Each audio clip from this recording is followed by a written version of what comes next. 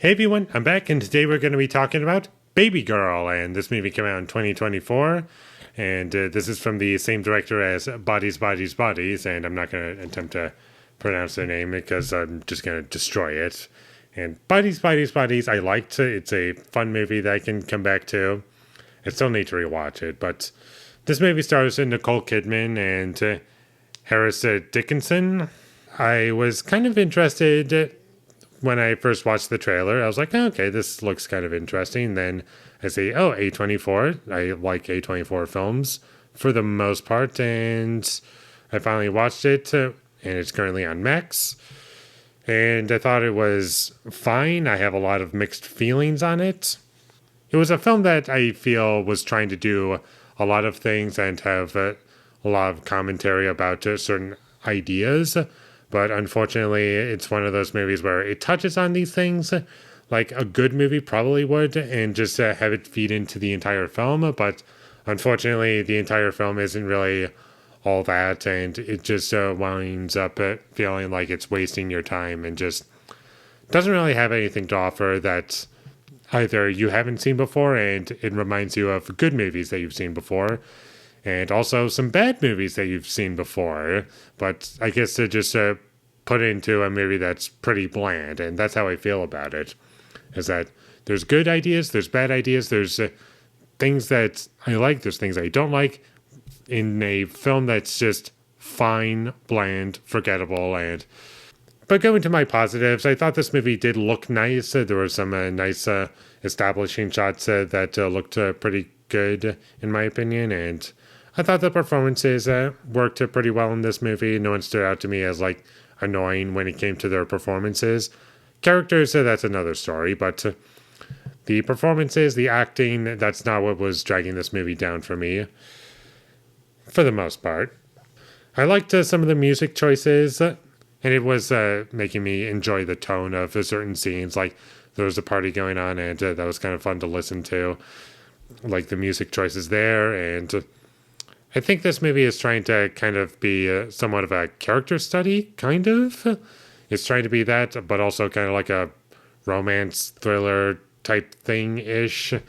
It's kind of like an A24 art house film attempt at 50 Shades of Grey, in a sense. I don't know what that really communicates, because it's not really that hardcore when it comes to the sex scenes, which there are some, but not as many as I thought, and also a lot less explicit than I was expecting. And one of my biggest criticisms with this movie is that the editing was pretty choppy, and there are parts of the movie that don't feel like they have scenes in them. It just felt like it was going cut, cut, cut, cut, cut, cut, cut, and just moved on. And there was literally a scene in this movie where there was like 20 cuts in like 1 minute. I was like, wow, that felt like a trailer. And there really wasn't much that I was invested in this movie at all. Up until the last 20 to 30 minutes, that's where it started to get a bit better for me. Because I was like, oh, there's something kind of interesting being explored here. But unfortunately, it's too little too late almost at that point. And by the time we get there, it's like, okay, there's a good 30 minutes in this movie. And the rest of the movie is just, it's there, but nothing special. And I wished that this movie explored certain ideas that were touched on in this movie, rather than just briefly mentioning them. And they feel like they're just thrown in there, and they're a minute long, and the movie will just breeze by those things without acknowledging their existence. Like, yeah, these things are here. Oh, we're moving on. And those things that were mentioned, they're never brought up again, or at least not from memory.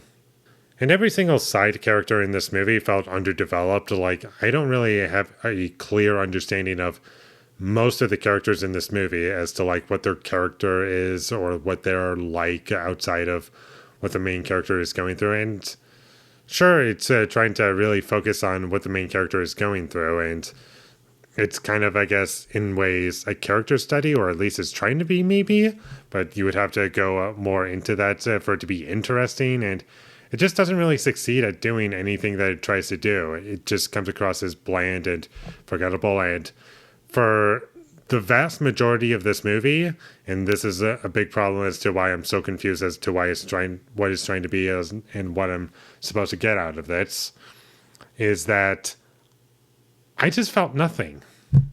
I wish I could say I was angry. I wish I could say I was surprised. I wish I could say like something was unique about it. I wish I could say like there's so many things to say about it and it really stuck with me and I just have so much to say about it and I was like, yeah, this is bad, this is bad, this is bad, and this is why this doesn't work and this is why it works in this movie and blah blah blah blah blah blah blah. But I can't say that about this movie because I just felt nothing, which is just so underwhelming is what I would say about it. It's like, yeah, you just watched a movie that's almost 2 hours long, and while I was personally never bored, I just was curious as to where things were going and where things end up. It was like, okay, that's fine. I have nothing to say about that.